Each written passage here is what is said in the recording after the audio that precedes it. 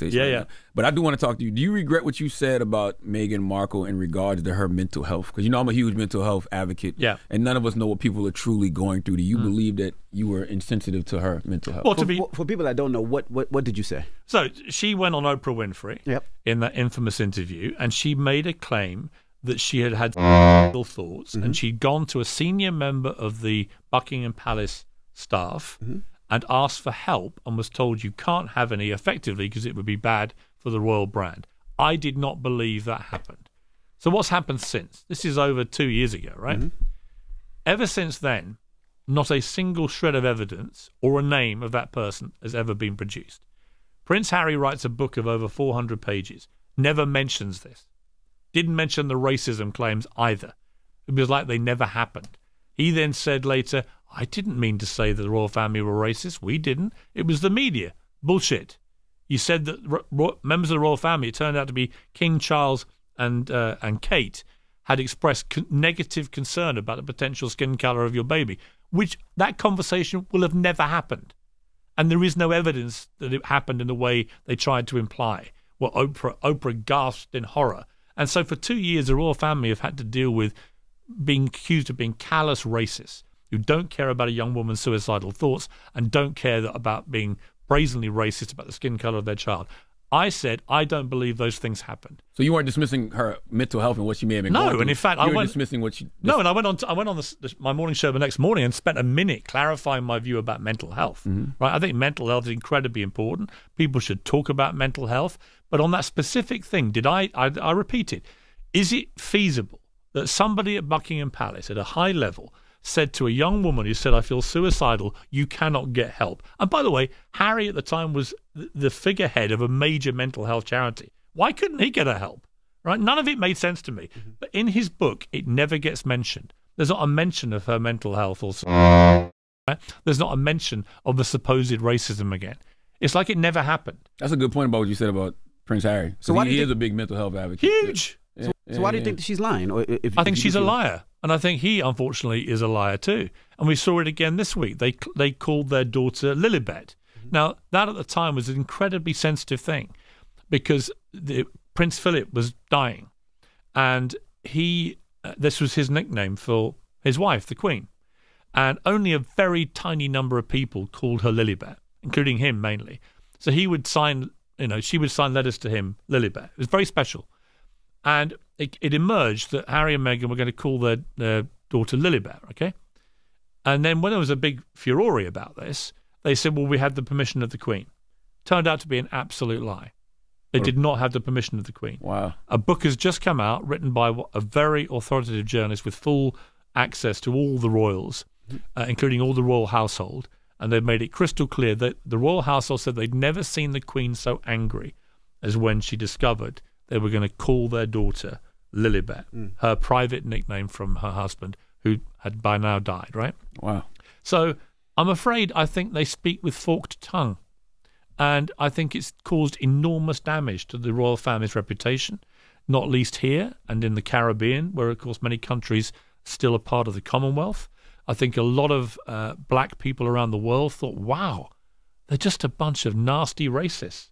And there's never been any evidence. And when I found out through this, you may remember a few weeks ago, this guy Omid Scobie, who wrote a book about always supporting the Sussexes, wrote a new book about the downfall of the monarchy, as he put it. And a Dutch version of the book suddenly named Charles and Kate as the people who supposedly made these racist remarks.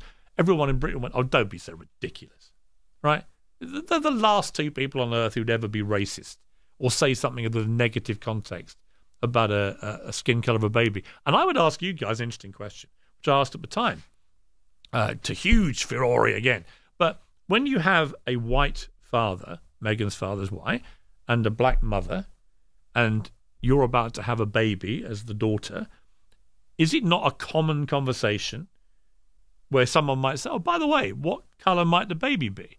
Is that not a perfectly normal question to ask when you have one white parent, one black parent? I would say it is. You know who you should have on your show to have this discussion? A great scholar in America named Dr. Umar Johnson. Right. You should have. But what do you guys think? Well, what do you guys think? Honestly, I've never heard that conversation. But do you know people in that position? No, I've never heard them. Okay, say so what- I do, right? I know in Britain. I haven't. I'm not in saying Britain. it It's pretty common, right? You have a lot of Yeah, mixed race parents, and then you have a child, and they all came out and said, "Well, yeah, we've had that conversation." So the question then becomes not the question if that was what was said, and we still don't know. Right. It becomes what was the intonation of the question? Was there a negative concern element to that question? Well, I hope it isn't going to be too dark.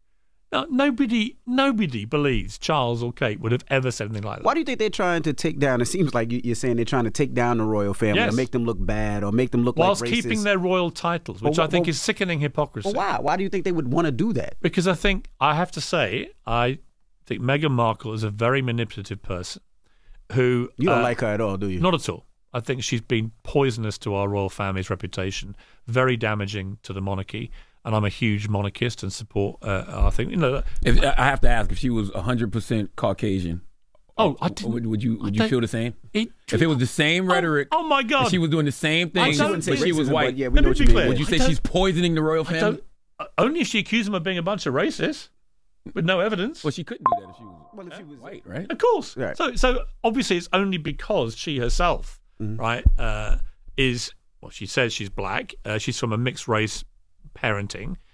She made incredibly serious allegations about the royal family being racist and has produced no evidence. And like I say, why did Harry not mention this in his book if it was that serious? He probably loves his family. He doesn't talk to any of his family.